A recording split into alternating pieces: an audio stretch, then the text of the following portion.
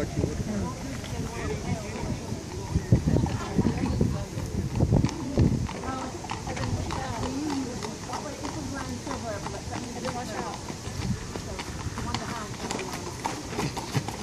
of Williamsburg, pay heed. The insurrection is all but over. Peace is at hand. Now pay your respects to General Benedict Arnold.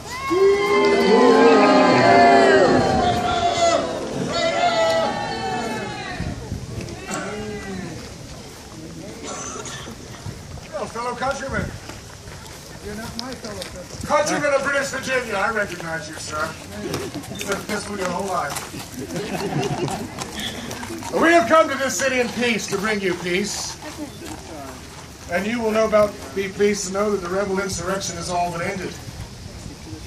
The royal dominion of Virginia is now secure. Hey Arnold, as our capital burned, it says that you destroyed the Richmond. General, devil on you, fella.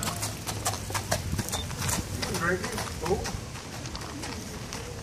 In his campaign, we did, of course, liberate Richmond. To the grass. However, no resistance was offered or given by your Continental forces or your militia.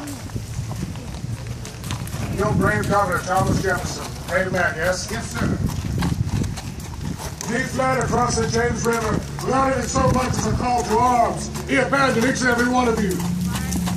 No, sir, to answer your question as regards Richmond.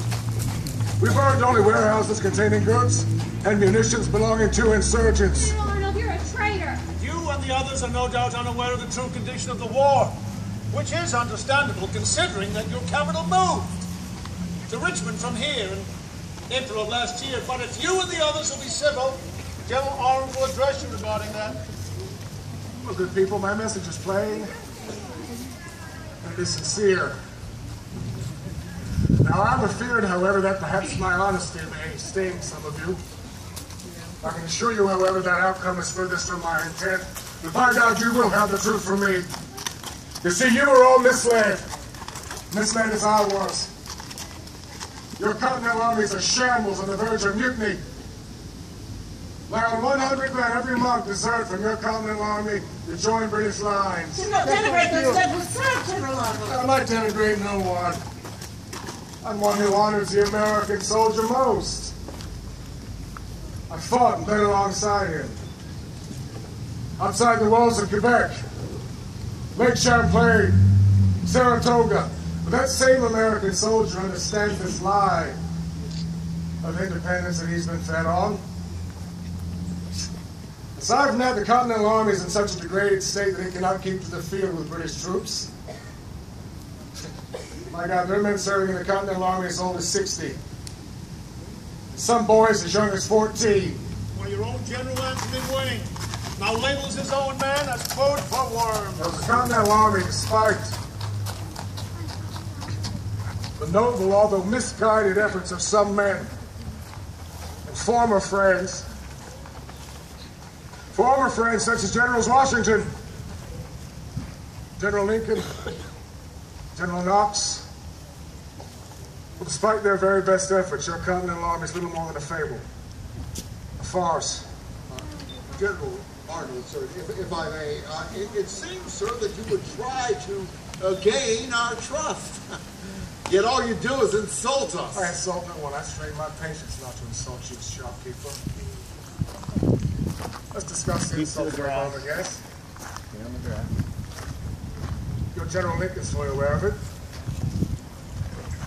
Last year at our glorious victory at Charleston, your General Lincoln had less than 5,000 men.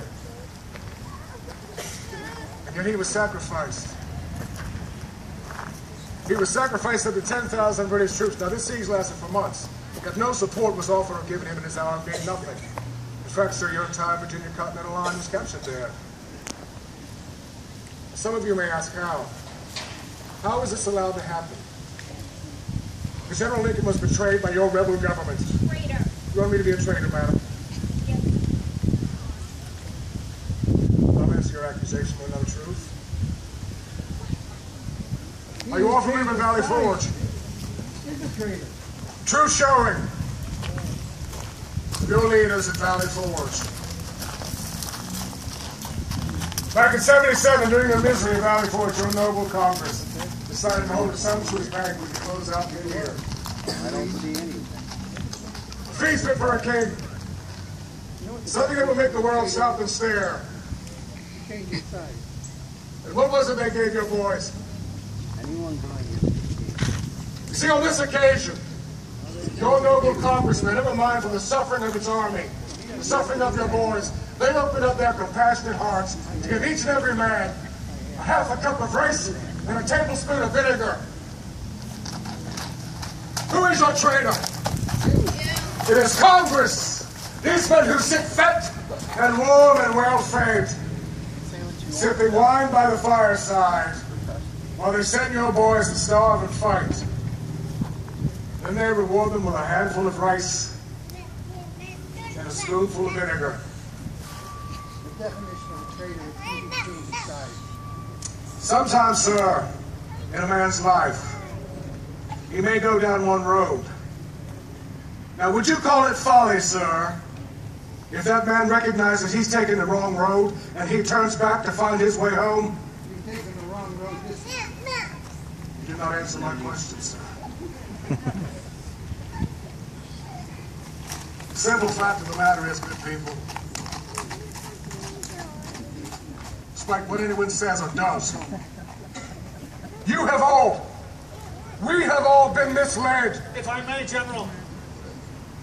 Colonel? We now know from Continental soldiers who've crossed over to join our ranks that your army is no more. It is now an army without pay, without provisions. It's now an army which is nothing but a mob and a rabble, without discipline. So where then, good people, is your promised freedom? Your supposed independence? There lies down one path. One path, and that is the path that I have chosen. Through union with Great Britain. General Arnold. Yes, sir. You were once true to our cause, but you cannot expect us to forget the past, sir. Your past. You're a traitor. They who continue to call out our but the traitor. Take her up. As you were. Stand down. Stand down.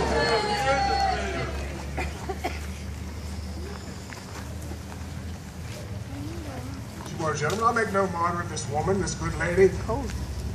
Now, man's none of that altogether. Now, those like this good lady here and this fellow here, they would question my allegiance. But I can assure you I love this country, America. I fought my bed in her service. I suffered wounds, deprivation, and hardship in the service of America. I myself have been shot twice in the same leg. And it still hinders me to this day. But you see, I have the courage to recognize true betrayal when I see it. And each and every one of us, man, woman, and child, has been betrayed by these men in Congress. Now, America's our home. She needs your assistance. Our only noble and secure future lies in union with Great Britain. To that end, Colonel Dundas, if you would, sir.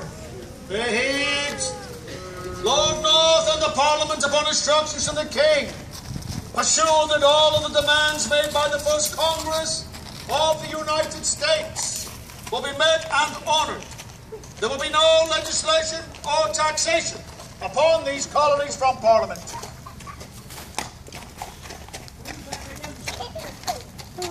No legislation, no taxation. Imagine that, if you will. When I can't lay down a well. Once this war ceases, once your Congress has stopped this illegally protracted war and brought your boys home, you will enjoy the benefits that this colonel has just spoken of. No legislation, no taxation.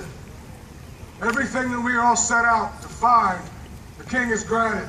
Everything I fought for, everything your boys fought for. Now bring your boys home, this war's over. Now I'm proud to serve you. What are you taking? You're taking nothing. You've lost almost every battle in this conflict. What do you see sitting him before you? fighting, General. I don't see At any him. rate, Colonel Dundas will now present you the terms of liberty and loyalty. And I can assure you will exist in this city until the soon-to-come surrender of your Continental Army and your Congress. Colonel, if you would, sir. During our stay in Williamsburg, you are all free to continue your use of business. But then we shall present to all an oath confirming your loyalty to His Majesty King George III. Upon signing, the signatory then shall be considered pardoned of all past allegiances, so long as the signatory remains true to their oath. And you good people heed this if you've heeded nothing else. Well, you're a good man in that respect, but let me tell you something, sir. I would trust Parliament far more than I would trust any of these men in Congress. I've met most of them. You good people have a care with these men in Congress and their French lapdogs. Perhaps you'd like to bend your knee. What is the cost to the Frenchies, by God? God save the King. Sergeant advance the column. Colonel, if you would. We are home.